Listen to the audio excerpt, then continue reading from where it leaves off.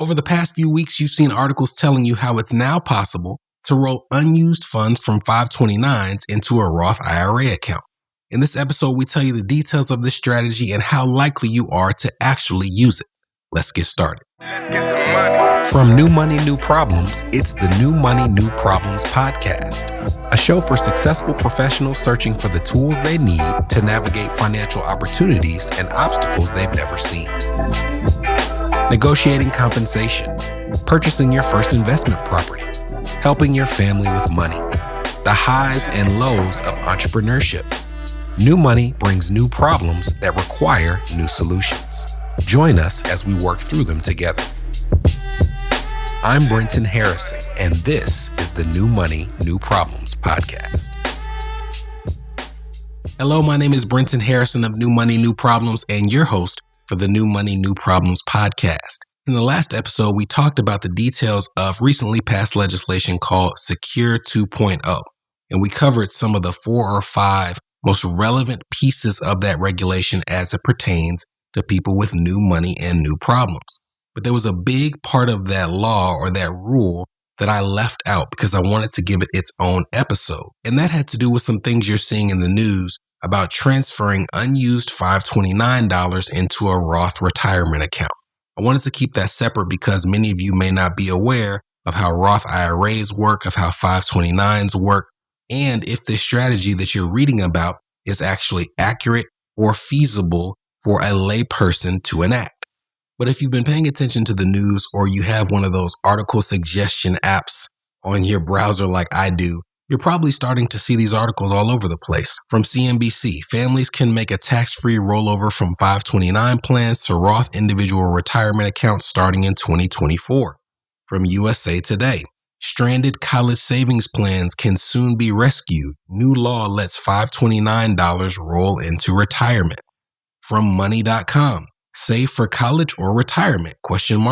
New 529 rule makes it easier to help your kids do both. These are popping up all over the place, and I would qualify these articles, if I can coin the term on this podcast, as a 3/4 truth. If you're not familiar, a half-truth is something that's told that leaves out a crucial part of the story with the intention to deceive. This is not a half-truth. I don't think the intention of these articles is to deceive, so I'm going to coin a 3/4 truth as something that gives you almost all the accurate information you need, except whether it's likely for you to actually be able to put it in place. How effective is this recommendation? That's a 3/4 truth.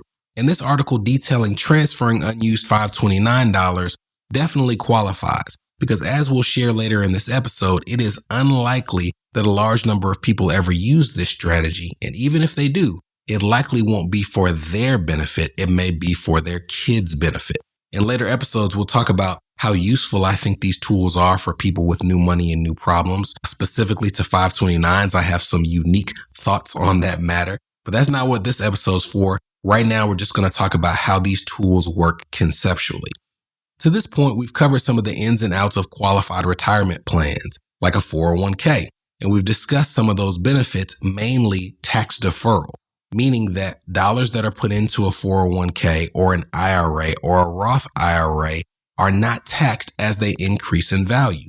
And when you pay those taxes, it's based on whether you have what's called either a traditional or pre-tax retirement account or a Roth or post-tax retirement account. As an example, let's say you make $100,000 for the year and you put aside $6,000 into a pre-tax retirement account. Even though you made $100,000, your taxable income would decrease from $100,000 to $94,000. Now that money grows tax deferred, and if in your retirement years you take out $30,000 from that account, in that year, your taxable income would increase by said $30,000. It would look as if you earned it when it came time to pay your taxes. With a Roth or post-tax account, you simply flip the scenario on its head. If you make $100,000 and you put $6,000 into a Roth retirement account, you still pay taxes on $100,000. The contribution is post-taxes.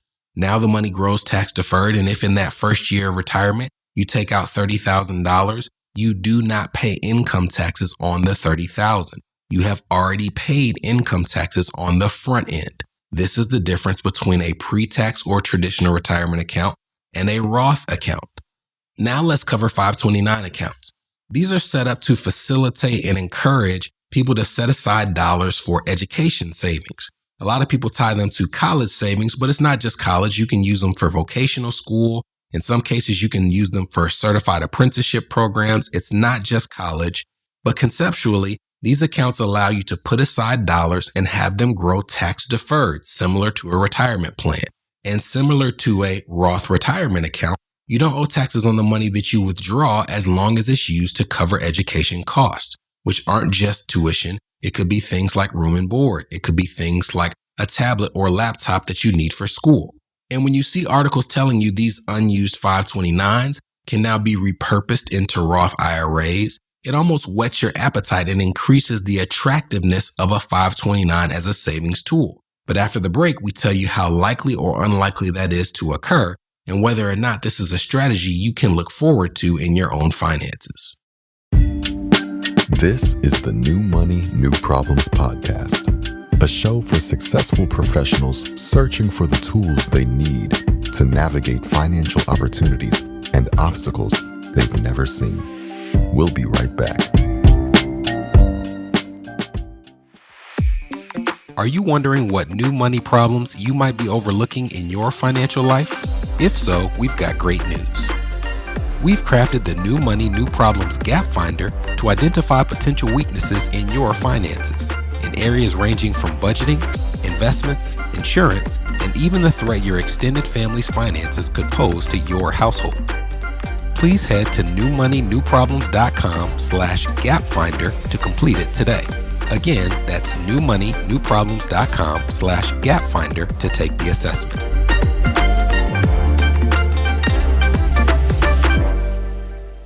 You're listening to the New Money, New Problems podcast. Subscribe now at newmoneynewproblems.com. Welcome back.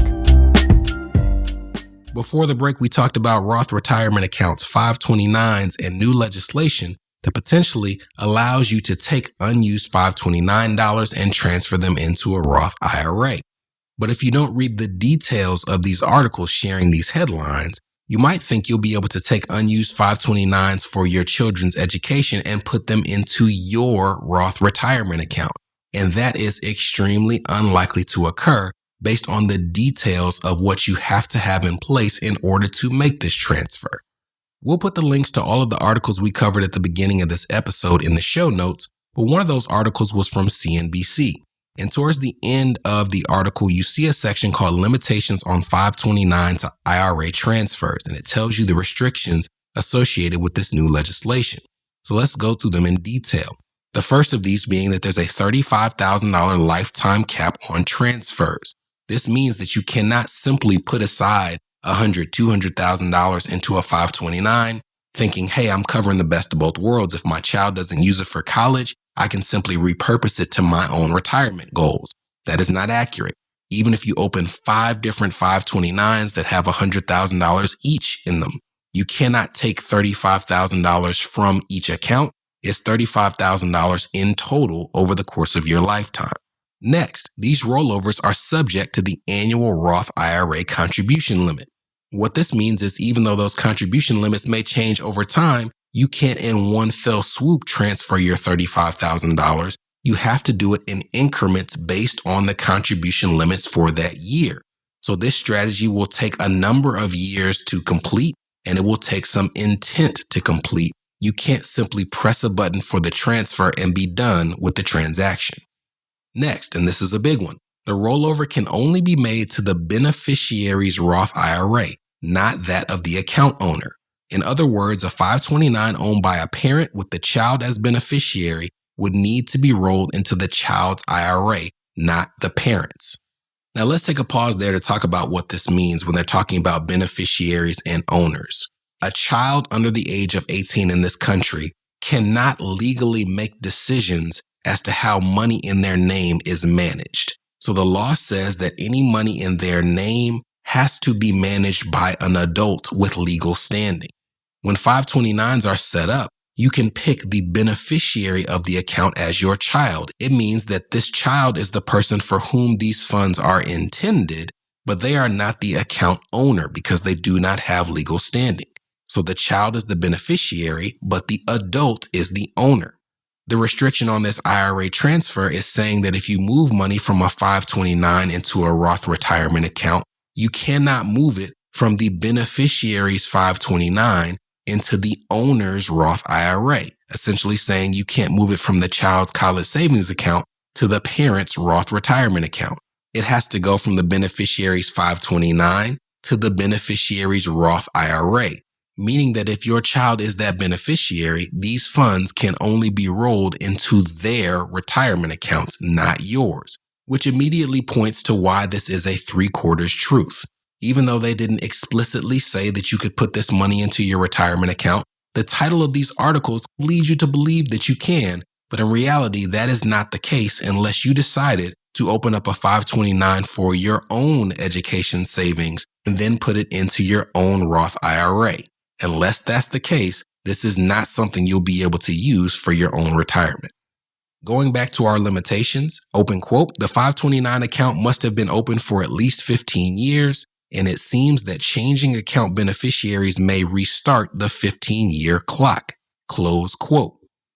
This means that you are limited in trying to do an end around to this strategy. Maybe you were thinking that you could open a 529 with your child as a beneficiary, but when it looks like they won't use the funds, you can simply name yourself beneficiary. That is not accurate because every time you change the beneficiary on the account, you have to wait a fresh 15 years before you can use any of those dollars to transfer into a Roth IRA. Again, reinforcing the fact that this is unlikely to be a strategy that you can use for your own funds. And lastly, account holders can't roll over contributions or earnings on these contributions that are made in the last 5 years. So even if you are the beneficiary of your own account, even if you have had this account for at least 15 years, even if you did this from the beginning, intending to roll these unused dollars into your own Roth IRA, you still have to wait. And every 5 years you put money in, 5 years later will be the first time you can take that money out, either the earnings or the contribution themselves. All of this lets you know that the IRS is not opening up this allowance to let this be an if this, then that strategy. This is intended to truly incentivize people into putting money into the 529 accounts for education savings. And if by chance that doesn't allow them or their child to benefit from it in terms of paying for their schooling, then there are some limited circumstances where they can be repurposed for Roth retirement accounts. But will you be able to use it for your own Roth retirement accounts? Unlikely. Will you be able to use it to significantly impact your children's retirement accounts? Maybe, depending on that child and how much you put aside in the 529. But now that you know what a 3/4 truth is, at least in my mind, and as we continue to do these What's in the News segments, you can start to see why the titles of some of these articles that tell you what you can and can't do financially are not enough for you to take and enact strategy. You have to know the details of what's included in that article. You have to know how it applies to your situation. And you have to know, with guidance, in my opinion, whether or not it's something that should be pursued or whether it's something that's just a catchy article title that you should leave on the shelf. Now, we'll keep bringing you these article titles and telling you about what you see online because some of them are strategies that you need to be aware of and can potentially put into practice. But for now, I hope this sheds some light into the limited feasibility of this news that you're seeing. I hope you enjoyed this episode. If you haven't already, sign up for our email list at newmoneynewproblems.com/podcast so you can get more background information on what we're covering, hear about upcoming trainings, and just be a part of our community. And we'll be back with another episode next week. From New Money, New Problems, this was the New Money, New Problems podcast, a show for successful professionals searching for the tools they need to navigate financial opportunities and obstacles they've never seen.